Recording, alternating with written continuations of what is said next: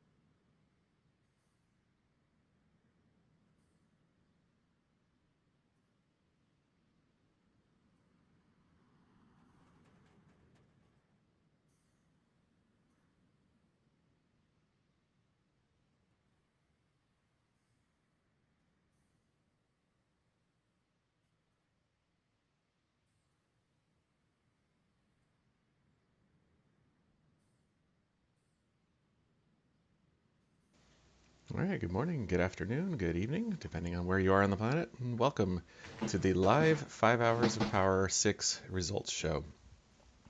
My name is Tom, better known as RideOp in the various forums supporting NoLimits.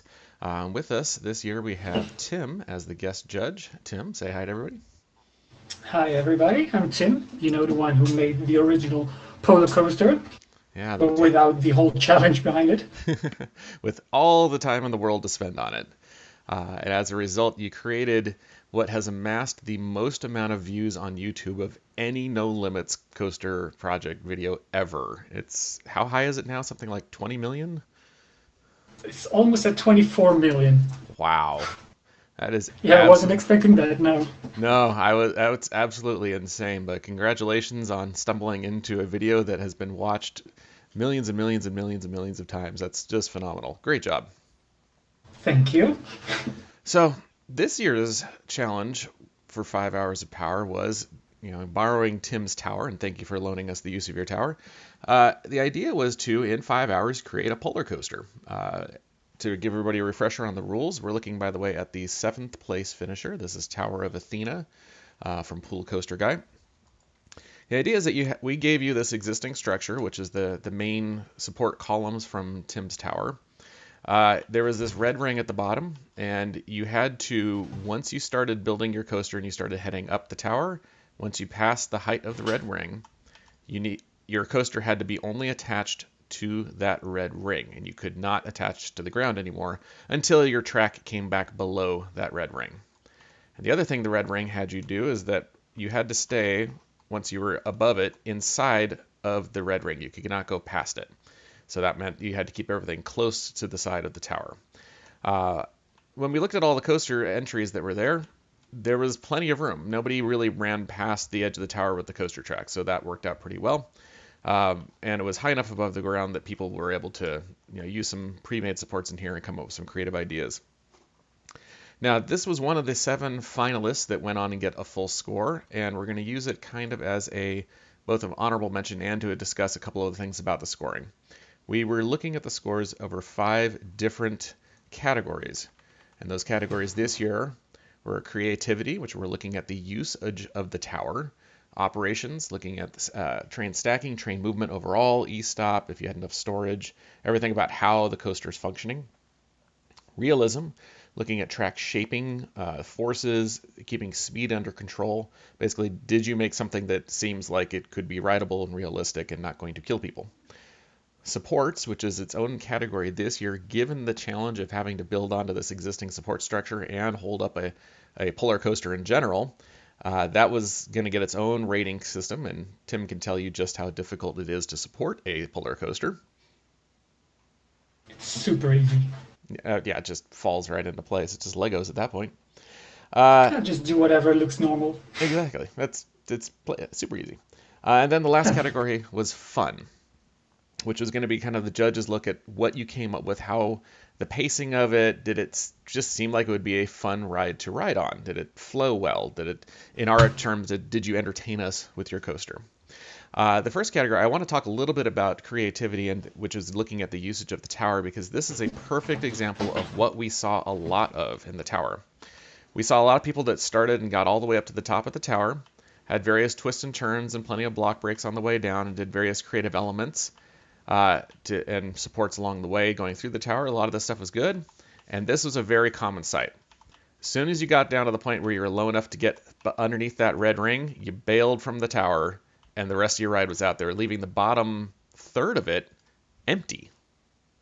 I saw that a lot in the entries that did not make it through and had some disqualifications for a number of reasons. Tim, did you see that a lot? Yeah, it was on almost all of them. It was either this or where they only use the bottom part and leave the top part open. Yeah, that happened quite a bit. And that was, while the rules allowed for it, and people were allowed to do things like this where they could zip away from the tower, it kind of broke away from the spirit and would cost people points in that creativity category, because we wanted to see really how densely you could pack this tower. So, like for example, on this particular ride, that ended up in 7th place, just going back through the score sheet here, I gave it, at this point, kind of a 6, thinking that the tower was about 60% full in my eyes. Justin, who could not be with us today, unfortunately, he gave it a, I believe, no, actually, that's the right one. He gave it a 7, and Tim, you gave it a 5.5. So you can kind of see that we felt that there was more that could have been done in the tower.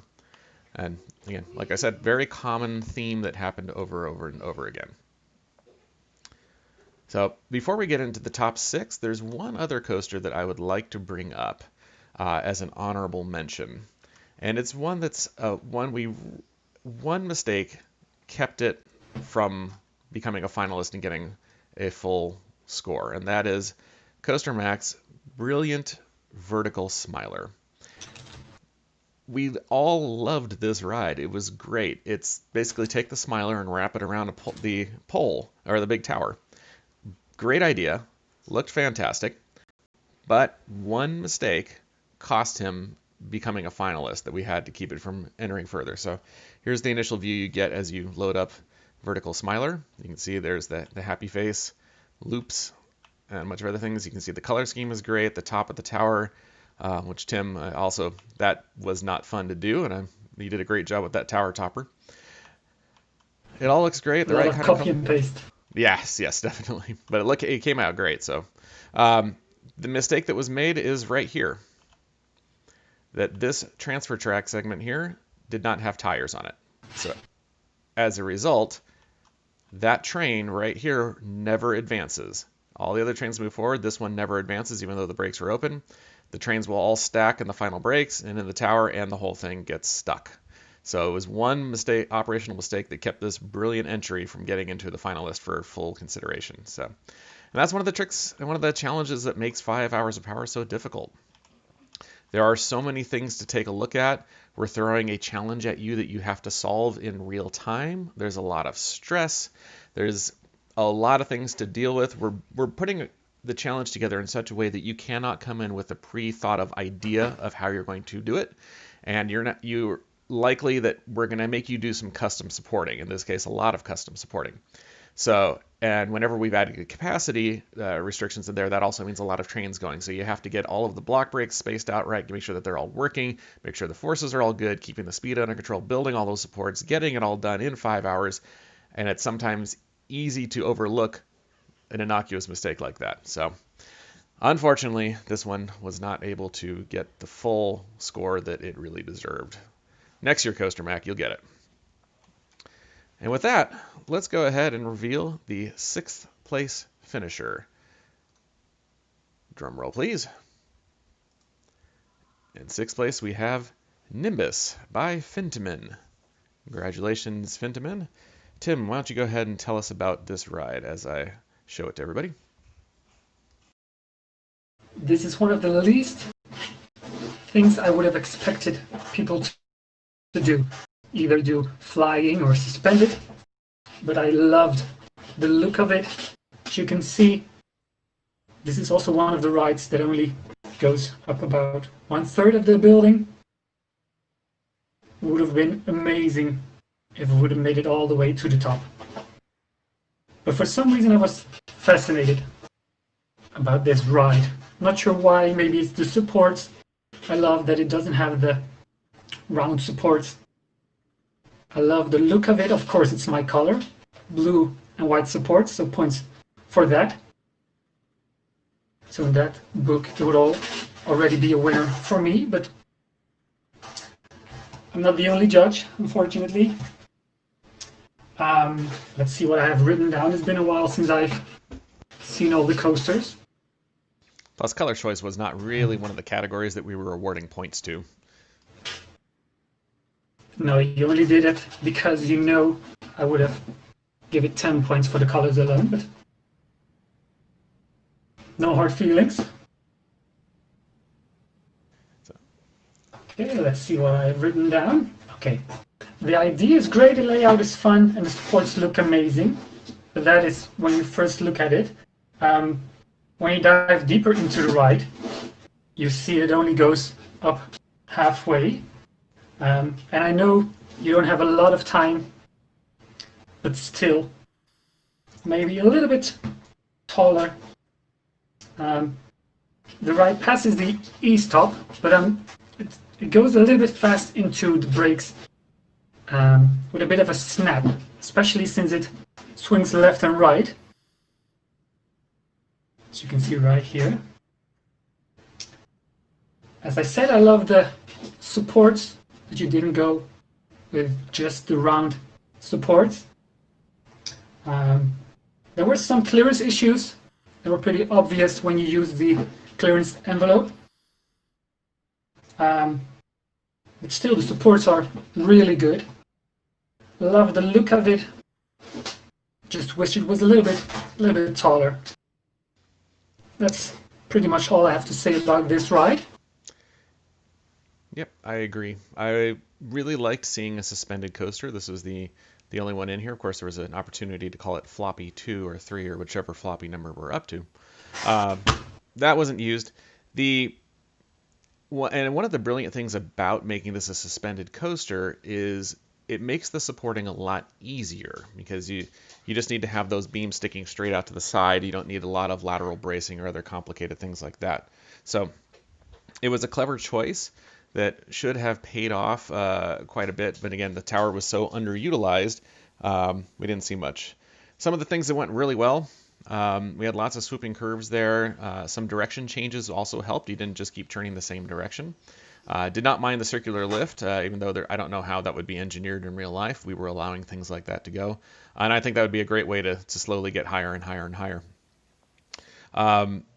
Yeah, and the operations worked perfectly, other than using some tires in the station, which again we weren't really docking for. Everything worked. E-stop passed. Everything worked out really, really, really well. So using more of the tower would have gotten further up there, but I can understand, of course, the time constraints makes it hard to fill everything in, and you get to a point where you needed to just kind of finish it. But it's worth noting that the track, it only really starts going up halfway. So there wasn't really a lot to go further past that. Still, a good effort, and we were happy to see a suspended coaster in there because I think in real life, especially if these were upgraded to the Vekoma second generation suspended trains that are floorless, that would have been really cool to be swinging that high up in the middle of space like that. Swinging tree would be really, really neat. So that is 6th place with Fentiman. So again, congratulations. We'll move on to 5th place. And drum roll, please. 5th place goes to Colossus by SN Coasters. Wait for that to load up. Now this is one of the ones that went with an Intamin Impulse, launched with a launch vertical lift. A number of people did launched lifts, not a lot of chain lifts in there. So, and I definitely like the color scheme. Taking a look before we get onto the ride itself, you can see it suffers from the same general problem of fairly decent top half in terms of what's on the tower. And you got down about part way and gave the tower up and kind of didn't look back again. The ride does start with some cool pre-launch sections down here, with a lot of fun prior to launching both up this incline and then up again vertically into the main part of the tower. So a lot of really cool things going on there. I'll get in the next train that's scheduled to go. There in the ride view. All right. So this one was really good. This had a very high capacity, very smooth operations. The inverted style is great. Anything that can really enhance the whole tower feeling of being up so high worked out really well for adding to the fun category. That would add to the overall fear factor of it. Really good. The uphill launch was great. I love that quite a lot.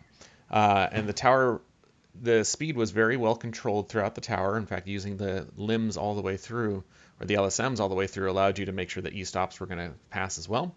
Although, if it E-stops during a launch, there is going to be a rollback and a crash. So I have to point that out. Using all the magnetic braking works really well. The supports are pretty good. I found a couple of clearance envelope incursions in there. It does recover from the E-stop for everything except for the launch, which will lead to a crash because there's not quite enough power to launch the stopped train back up all the way, nor stop it when it rolls back. So it comes back and causes a crash. Only 4 storage bays were there. It needed 6, so I had to dock a few points there on that part of it. But overall, great effort, pretty strong in a lot of areas, really good custom support work, and very high capacity. The track shaping gets a little violent at times. I think it kind of bangs riders around a bit quickly in some areas. Still, really good overall effort, and we're happy to see what he came up with. So congratulations to SN Coaster. Tim, what are your thoughts? I agree with most of the things you said. I love the color. I love when you look at the tower from a distance. There's always a lot of movement, so you can just stare at it and not get bored. Like you said, it was pretty violent in some areas where you slam pretty hard into the bricks, especially towards the end. As you can see right here, the barrel roll part is a little bit under-supported. I'm not sure why. Maybe it's because of the stations there, but I love this part at the beginning, where you dive into the valley, go through the barrel roll, and then launch right up to the tower. I also love that it's an inverted style coaster. Pretty sure that would add to the intensity of the coaster. How scary it would be to have your feet dangling so high up in the air. It's overall a really good coaster. Some flaws with the supports, but I'm sure almost all of them have the same problem. So pretty good entry. Absolutely. Worth noting a couple things. The supports, there's a lot of good custom support working and good attempt to make some fairly realistic structures. Some things like a long beam across the middle, we're a little dubious on. But things like this where you have a beam that's supported, holding up the block brake and holding the track at multiple points, those are clever things that worked. And there's a lot of things hanging off the side that look pretty good. So supporting is fairly good in a lot of places. Under-supported in a couple of other areas, especially near the end when you get to use all these prefabs, which should have helped out a little bit more. Like this part of this is kind of floating there in nowhere. And then the storage tracks are each all held up magically by one single support pole, which is really asking a lot of that pole.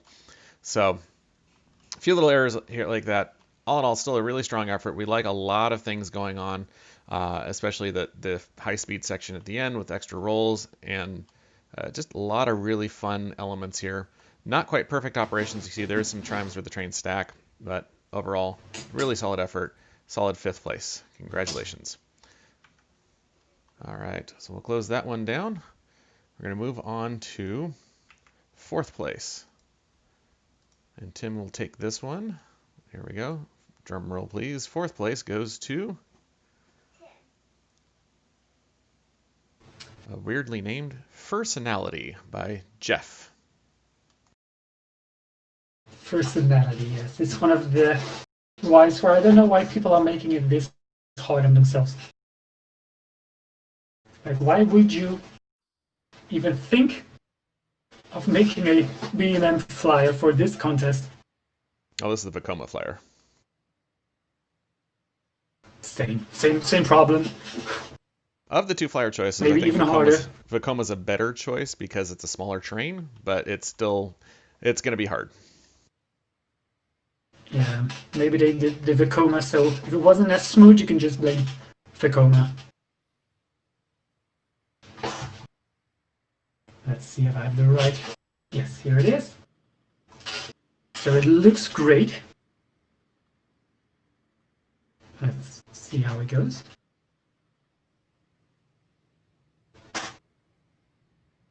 This is one of the things that would scare me the most riding this coaster. Being this high up in the sky and going into the flying position really slowly, looking straight down.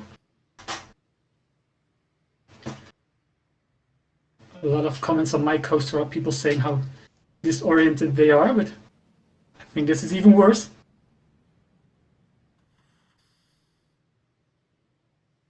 And I'm keeping the camera in just the straightforward looking flying position rather than looking forward, and this would be terrifying. Yeah, but I really like the flow of the coaster. Really has a gentle, smooth, slow flying feeling to it. And that's the problem with roller coasters. You don't have a lot of space between the brake runs, so you can't go too fast. So maybe that's why this was a smart idea, to have a flying coaster, where it's not a bad thing to just have a slow kind of flight.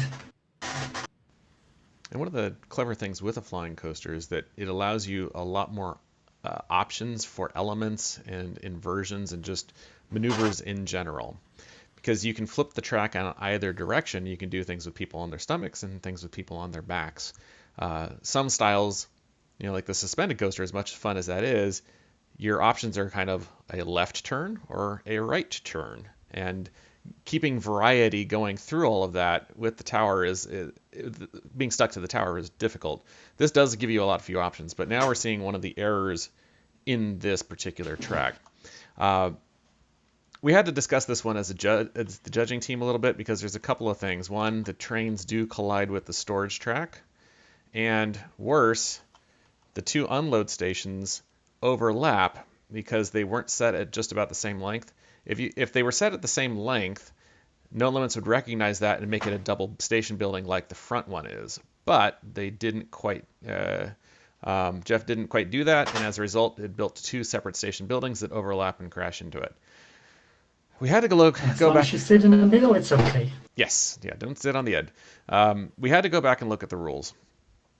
The rules did have a caveat that you'd get a disqualification if you hit other buildings and trains and other rides and things like that, most of which were hidden. And those are standard leftover rules from previous coasters, previous 5-hop contests where other things were in the build area that you had to work around. But I did not specifically write in a rule saying you can't hit your own structure. So it squeaked in, still made it as a finalist because there's a whole lot of other really good things here. The coaster still functions just fine. It meets the capacity requirements. This would be easily fixed by just changing the station length. NoLimits would see the two stations and make it an automatic double station. So some points were lost because of clearance, major clearance violations here. But there are a lot of really good things about this ride that we liked quite a bit. The supports are some of the best supports that we've seen in the whole contest. They're very thick, very dense, and they're especially very creative in a lot of ways to be able to hold the track up in all kinds of interesting ways. So we were very happy to see so much effort put into these supports to try to make them work and look as realistic as possible. And it does tend to use most of the tower, although at that point you can see this train dives in, dives up, and then once it clears that part, it's out and it's done with the tower. So the bottom of the tower is still a little on the empty side. But overall, very strong. And even despite the errors with the clearance there were a lot of things that were going for this ride that kept it with a high enough score that got 4th place overall. So congratulations to Jeff for personality. And we'll find out later what that means in terms of the title, what's going on. Something else also, just what we notice here, just extra bracing on the top of the tower and throughout the tower, getting these diagonals in place. Very good. A lot of people just kind of saw those 8 columns that make up the tower and left them alone, which makes the tower look a little less structurally stable. This one looked very stable, so good job overall. All right, we're going to go on from there. The next coaster that we're going to talk about got 3rd place, and that one, drum roll please, goes to Consequences by Jetstream Coasters. Congratulations, Jetstream Coasters. We are keeping the Vekoma tradition going, this time switching to SLC, which would be quite terrifying to be on an SLC this high with this much track ahead of you. But also the whole inverted style, again, lends itself really well to this type of contest. So this one gets going with kind of an uphill launch, which, though, again, that was a very common theme to see a lot of that going on and would be quite fun, quite scary.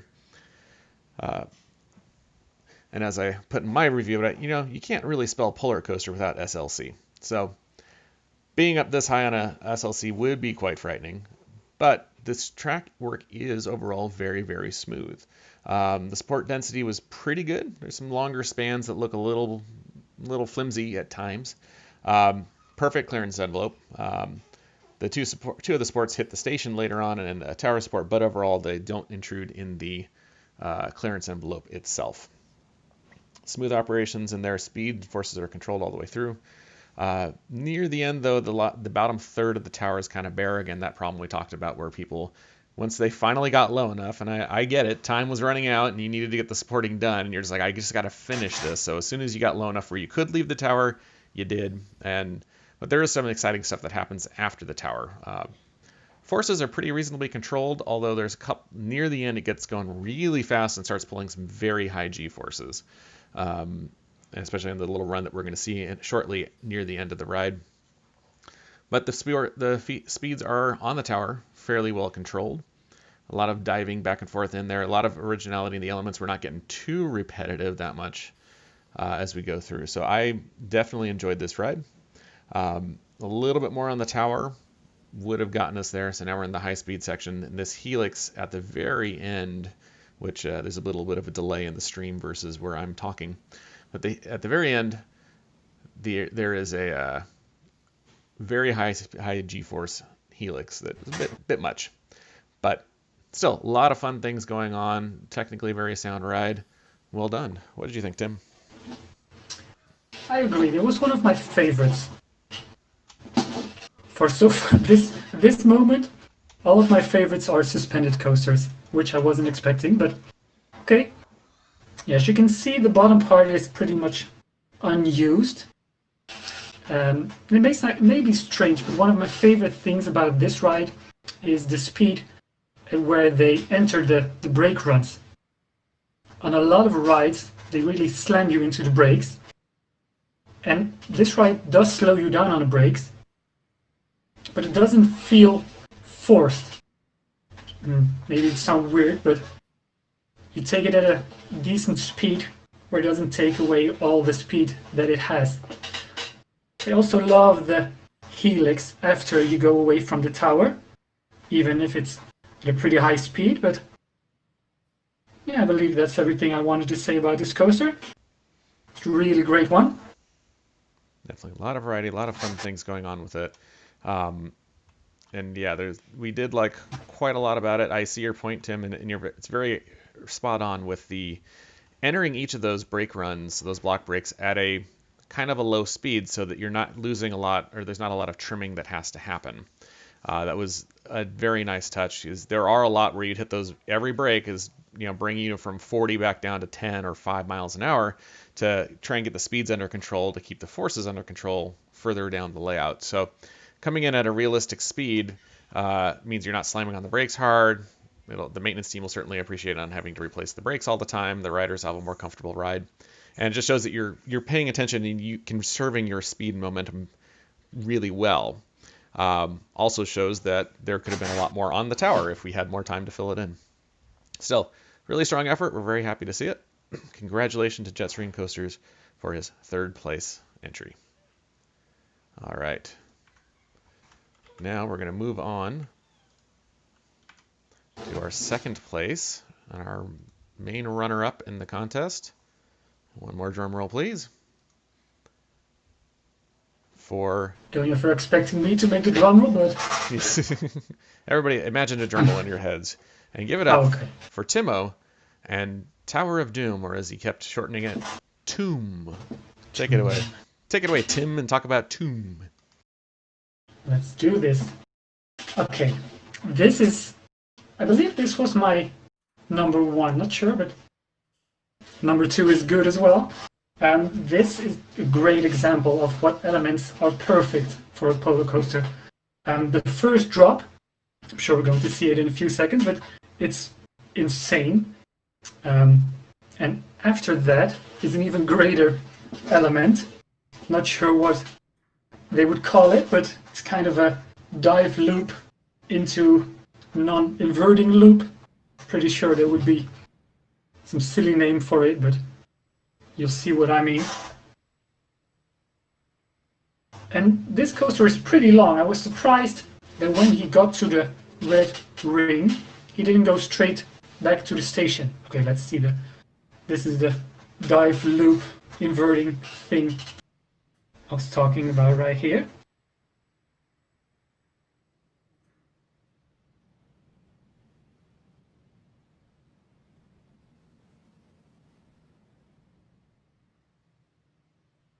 I really love the flow of this part.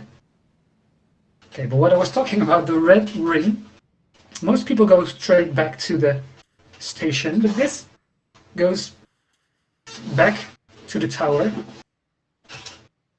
for some extra elements, which is great.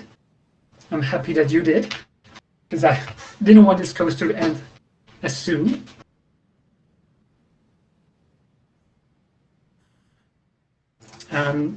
When we come to the supports, there is a big difference in the quality of the supports. Some are decent and pretty good. Some are a bit strange, and that's coming from me, so I make a lot of funky, weird-looking supports. So maybe I'm not the one to judge, but some are questionable. There is a part where it goes straight forward, upside down, and it's kept up by a pretty big support structure. But I believe that structure itself is not connected to the main structure of the supports, so it's kind of floating in the air. Let's see what else I have to say.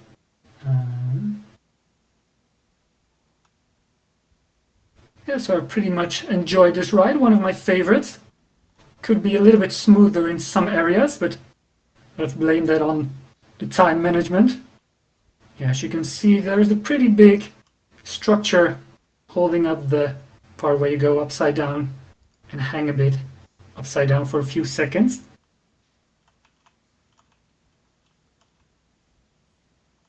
I love that the bottom part actually has some track this time, instead of going straight back to the station. So maybe if it was a little bit smoother, it could have been the winner, but overall, one of the best. That's why it's number 2, of course. Yep, absolutely. So it was very well designed, lots of fun tricks, including this nice saxophone out in the middle of space, which would be terrifying in a lap bar. And also, that's a brilliant way to bleed off some speed, too, because you're going to be controlling the speed all the way through that. With magnetic brakes, as you just kind of drift over the edge, which means that you're going to take a good 20 feet off the tower here, or off your overall height, or more, with a thrilling element that also means that, again, it's all part about the inversion or the conservation of energy or bleeding it off in ways that are fun and not just slamming on the brakes. I'm focusing now on the really weird, wacky first drop thing, so that way when the next train comes by, we can all take a look and admire this very weird, strangely bent piece of track. I mean, look at this. This does not make any sense, and yet it's the forces were realistic. It's just brilliant and a lot of fun. So here you go, holding still as it rolls and weirdly wraps around the outside, keeps on curving to finish the roll through that turn and then down in the first drop. None of us have seen anything like it. It doesn't look That's like one of my favorite elements. it really is. We all love that thing. It's just amazing. It does not look like it should work. It just looks like that's not realistic. The forces are gonna be insane, but it works fine. And doing that kind of outward tilting roll turn thing 300 feet in the air would just be horrifying and really well done. Supports a lot of good custom support work all the way throughout that looks really good in many different places. There were a couple of issues with clearance. There's a couple of support hits, one which was pretty strong, and in a few areas, a few of the higher force areas, the supports did get a little bit sparse. But overall, really, really, really, really, really well done. One minor setting error in the station configuration is that the unload station was set as a full station, which means it also has gates, and it was not set to have two stations operating in a row. So the train that unloads and loads at the back moves forward to go and repeat the unload and load. Didn't increase capacity. It was a minor error. It's pretty much missing one checkbox, but still overall a really, really well done ride that came out really well. So again, good job. Fantastic work overall. I'm very happy to see it. And echoing Tim's comments, we're very happy to also see that after getting below that red ring, you came back to the tower a couple of times. You actually filled in some of this lower section, which was great. And again, keeping with the spirit of the contest. Tim's original Polar Coaster lived inside of that red ring of the tower, even for the station at the very end. So when it came back, the station's in the middle, and he stayed on that tower the entire time without any runs off to the side. So in my mind as I was designing the contest, and in our minds as judges, we were kind of holding that up as the gold standard for just using as much of the tower as possible. And this certainly did a good job of getting really close on that. So excellent work. Congratulations on second place to Timo. So this was Tom and Timo Talk Tomb. You studied that one, didn't you? Yeah, I was waiting to break that in. All right, so the moment that everybody has been waiting for, the winner of 5 Hours of Power 6. First place goes to Tower of the Space Hawk from RCT 3 and NL2 Stuff, who needs a shorter, easier to say screen name. So this one, as it loads up here, absolutely phenomenal work. Smooth track, smooth operations, lots of fun things. Let me get in a seat here. There's the capacity counter as we go by. Wide variety of track elements, including launching a bit forward and doing some stuff outside of the tower before we get into the main part of the ride. And then here comes the vertical launch. Almost perfect E-stop recovery, wide variety of elements. It's just got absolutely everything, including a great use of the tower. There's some interesting bits later on that we'll see of escaping the tower, but coming back to it, which really keeps it in the spirit of the contest. The trains never stack, they always keep moving. The custom support work is really well done throughout, very believable for everything. Wide variety of elements. The E-stop recovery, again, almost perfect, though a launch does get a rollback that results in a bump. It wasn't a high-speed collision, it was a bump that probably would be survivable, but it still was a bump. What this ride does a really good job of is really staying within the rules and the spirit of this contest and getting really high scores in each of the 5 categories. It may not have been the master of any one particular category. There's some people that had a little bit more density on the tower, or maybe a little bit more realistic supports, or maybe a little bit more on the fun side. It just was super solid overall and really met what we were looking for in this contest. And as a result, all three judges gave it high marks, and it just barely eked out the win over Timo's entry. The final score for this ride out of a possible 150 was 128. Timo came in at 126, so it was really close in the end, but just an overall super solid effort that did everything really, really well, awarded it the win.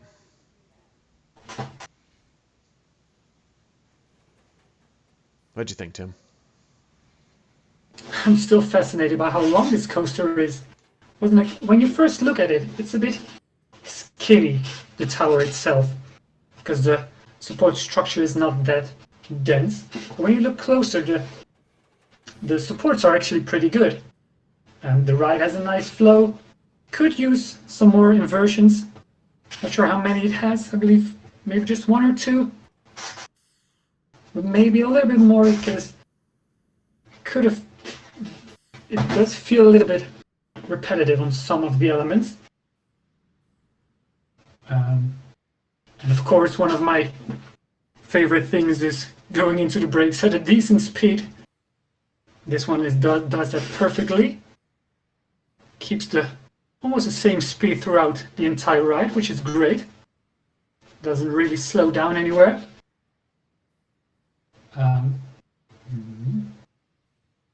Let's see what else I had written down right here. It's been a while since I've seen all the coasters, and I've seen a lot of them. There is one big dive drop towards the end. I was going to expect some high forces, especially sitting in the back, because you can notice that the people did try to keep the G-forces low. They didn't remember to test them everywhere on the train. So they could be good in the front, but it could be deadly in the back. And this ride, the G-forces were pretty good everywhere. Let's see what else I had written down. Oh yeah, I still have the feeling that it's missing something. It really is one of the best. It is the best, but it's missing something. Maybe some more inversions, but it does everything almost perfectly, and that's why it's the winner. G-forces are great, supports are great, flow great, everything. Yeah, one thing I want to highlight, looking at it from afar here, is just how much activity is going on. 16 car trains, which was the limitation. You can only have a maximum of 16 passengers in your train, whatever it happened to be. That said, there are always 4 coasters moving on the tower at any time. Always. Some of the other rides that with 16 passenger trains, you didn't have to have them going off that often to hit the capacity requirement. And yet this one, they're going off constantly, and it still has smooth operation, still works beautifully. And everything works so well. And to see that much life on the tower, for lack of a better term, makes it visually really exciting. The fact that there's constantly trains running around it, you look through, there's trains moving everywhere at all times, is one of the fun things that you want to see visually with a polar coaster. You want to see it constantly having trains zipping around this thing, not one where a train goes up and you kind of are able to watch it all the way down, and only when it's nearly finished do you see the next train start to advance through.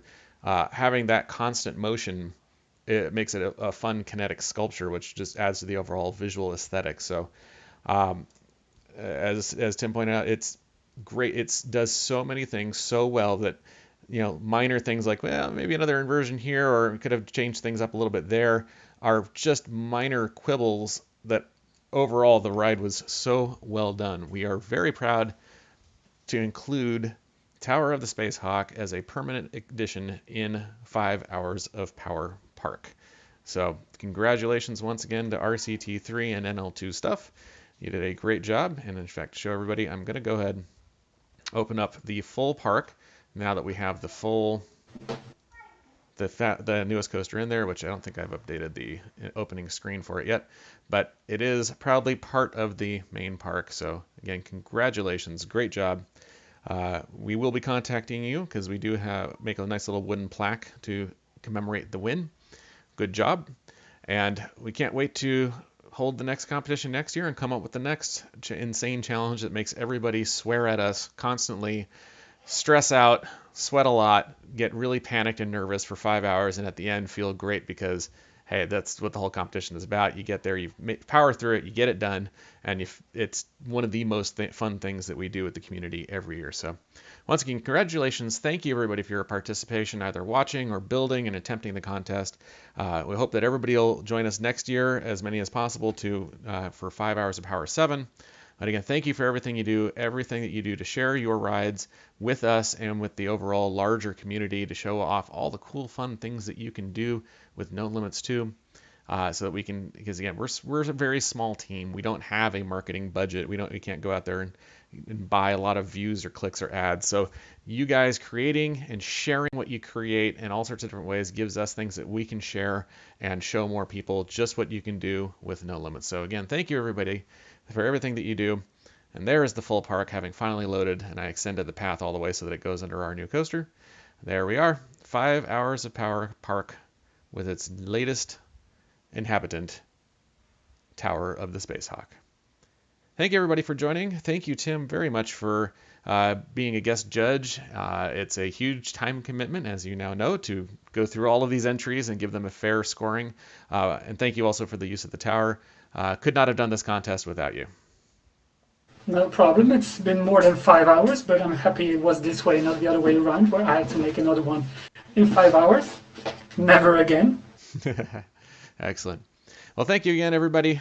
This stream is going to come to an end at this point.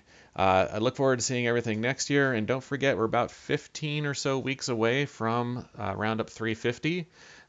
This year, we're decided everybody's going to go without a prize, but we might still be able to come up with something small, maybe not quite as grand of a prize, but still something to kind of reward the effort. So unfortunately, with the circumstances in the world as they are today with the pandemic, we can't get to the real parks that much. Everybody, please stay inside, stay safe, wear a mask, don't transmit it to anybody else. Just try and stay as safe and healthy as possible until it's finally safe to really go outside.